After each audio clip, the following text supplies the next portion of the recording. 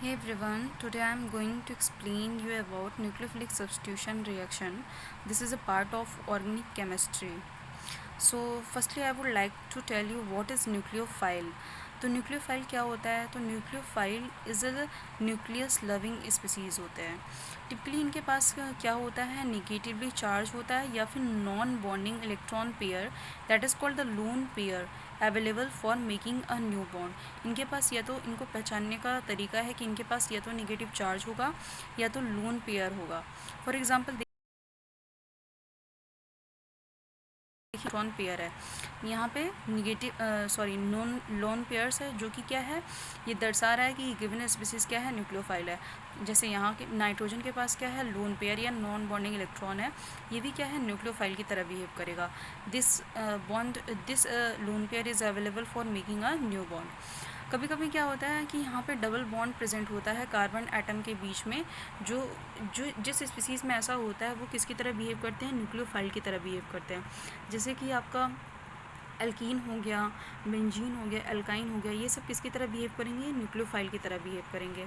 अब आता है कि यहाँ पे क्वेश्चन है कि एल्किल जो हैलाइड होते हैं वो ज़्यादा रिएक्टिव होते हैं as compare to the aryl halide. उसका रीज़न क्या है?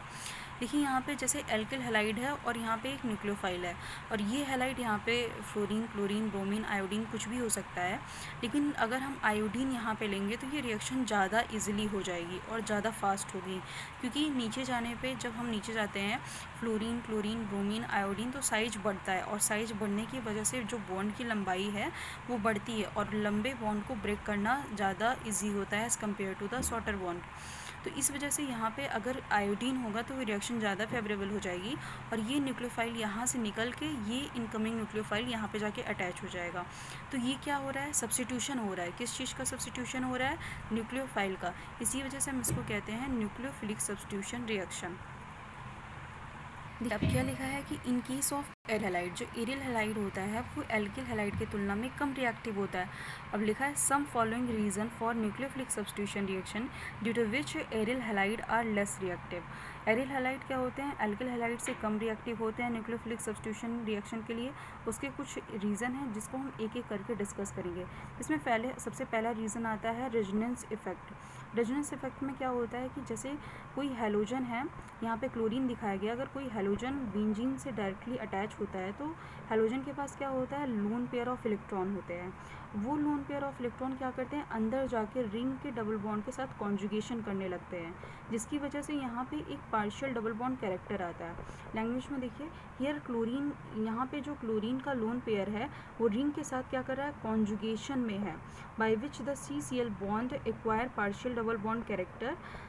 सो bond cleavage in haloarenes are difficult. इस वजह से यहाँ पे जो बॉन्ड को तोड़ना ईजिली, यहाँ पे बॉन्ड को आप नहीं तोड़ सकते हैं, इसी वजह से ये रिएक्शन ऑलमोस्ट नहीं होती है.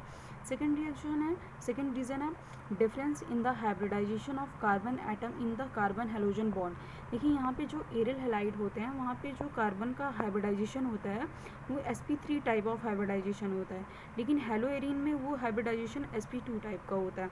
sp3 टाइप में जो s कैरेक्टर होता है वो कम होता है, मीन्स इलेक्ट्रोनेगेटिविटी कम है, तो ये हैलोजन उतनी अच्छे से यहाँ पे बॉन्डेड नहीं है.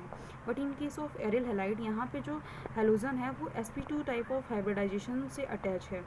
तो यहाँ पे sp2 हाइब्रिडाइजेशन में यहाँ पे यस कैरेक्टर काफ़ी ज़्यादा होता है और इलेक्ट्रोनेगेटिविटी काफ़ी ज़्यादा होती है, जो कि इलेक्ट्रॉन पेयर ऑफ हैलोजन को ज़्यादा अच्छे से होल्ड करेगा, और वो और ज़्यादा टाइटली यहाँ पे हैलोजन बेंजीन से बॉन्ड होगा, इसी वजह से इस बॉन्ड को तोड़ना काफ़ी टफ हो जाएगा. थर्ड रीज़न आता है इन stability of the phenyl cation. जब आप यहाँ से हैलोजन को तोड़ेंगे, जब से आप हैलोजन को हटाएंगे तो हैलोजन यहाँ पे निगेटिव पार्ट की तरह निकल जाएगा और यहाँ पे आएगा पॉजिटिव चार्ज, और ये पॉजिटिव चार्ज यहाँ पे कॉन्जुगेशन नहीं करेगा बल्कि एक बिनाइलिक कटायन का फॉर्मेशन हो गया. देखिए यहाँ पे दिखाया गया कि ये हैलोजन जब यहाँ से इस तरीके से निकलेगा तो यहाँ पे पॉजिटिव चार्ज आएगा, और ये पॉजिटिव चार्ज आने से ये एक विनाइलिक कार्बोकटायन का फॉर्मेशन होगा, जो कि ऑर्गेनिक केमिस्ट्री में मोस्ट अनस्टेबल सिस्टम होता है, मोस्ट अनस्टेबल स्पीसीज़ होता है, तो ये रिएक्शन में पार्टिसिपेट नहीं करेगा.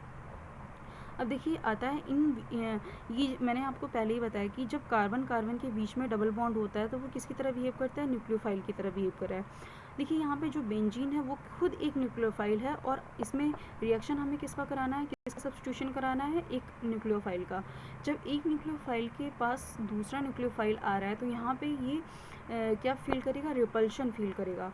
मीन्स बेंजीन खुद ही न्यूक्लियोफाइल है और इनकमिंग स्पीसीज भी न्यूक्लियोफाइल है, तो यहाँ पे ग्रेटर रिपल्शन होगा, इसी वजह से इसकी रिएक्टिविटी और कम हो जाती है। लिखा है it behave as a nucleophile, so because of the possible repulsion it is a less likely for electron rich nucleophile to approach electron rich species। Means ये खुद ही इलेक्ट्रॉन रिच है और आने वाला स्पीसीज भी इलेक्ट्रॉन रिच है, तो इसके बीच में ग्रेटर रिपल्शन होगा और इसकी स्टेबिलिटी कम हो जाएगी, इसलिए ये इतना ज़्यादा रिएक्टिव नहीं है। देखिए यहाँ पे एक रिएक्शन दिखाया गया, that is called the डाउस process. जैसे यहाँ पे क्लोरीन किसके साथ लगा हुआ है, बेंजीन के साथ लगा है।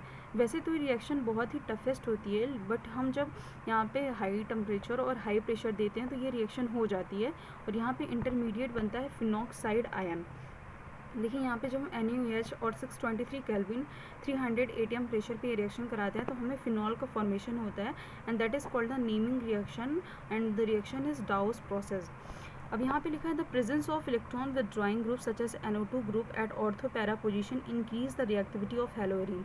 देखिए अगर यहाँ पे कोई इलेक्ट्रॉन विदड्रॉइंग ग्रुप जैसे कि NO2 हो गया या फिर साइनाइड हो गया, अगर ऑर्थो एंड पैरा पोजिशन पे लगे होते हैं तो ये क्या करते हैं कि रिएक्टिविटी को बढ़ा देते हैं, मीन्स रिंग के अंदर पार्शियल पॉजिटिव चार्ज क्रिएट करते हैं, तो इनकमिंग न्यूक्लियोफाइल इजीली बेंजीन से रिएक्ट कर जाता है और न्यूक्लियोफिलिक सब्स्टिट्यूशन रिएक्शन इजीली हो जाती है। और जितना ज़्यादा इलेक्ट्रॉन विदड्रॉइंग ग्रुप को हम बढ़ाते जाएंगे ये रिएक्शन उतनी ही इजी वे में होती जाएगी।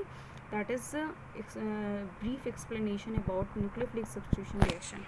Thank you so much. If you like the video then do share and subscribe my channel.